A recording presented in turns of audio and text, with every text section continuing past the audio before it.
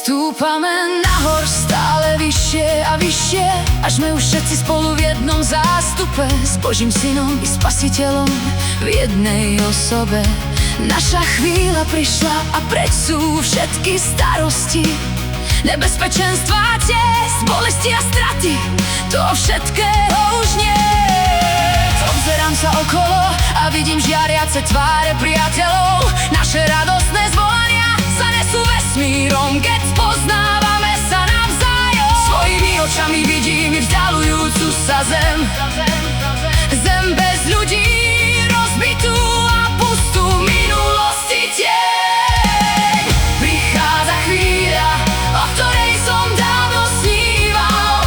Nastáva deň, v ktorom Ježiš prišiel zobrať svojich verných z planéty Zem. Prichádza chvíľa, o ktorej som dávno sníval. Nastáva deň, v ktorom Ježiš prišiel zobrať svojich verných z planéty Zem.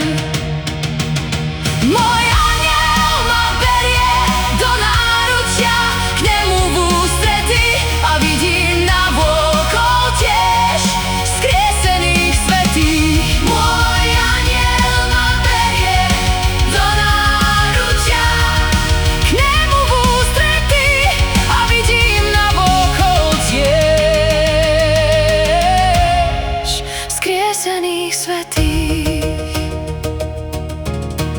Myslím, mám otázku na Pána, prečo nás tak mnoho chýba? Kde ostali moji bratia, sestry?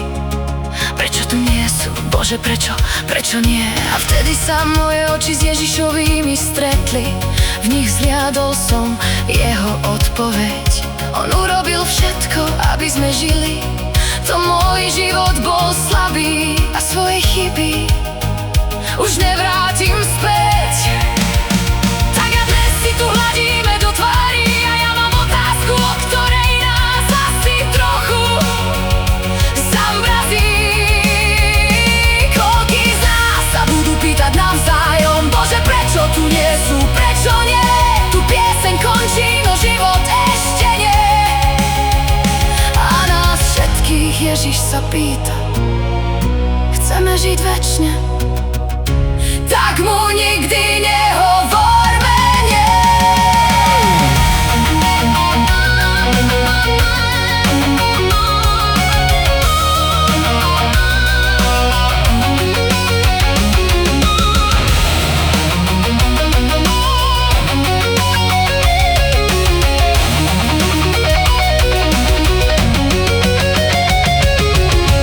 Prichádza chvíľa, o ktorej som dávno sníval. Nastáva deň, v ktorom Ježiš prišiel zobrať svojich verných z planéty Zem.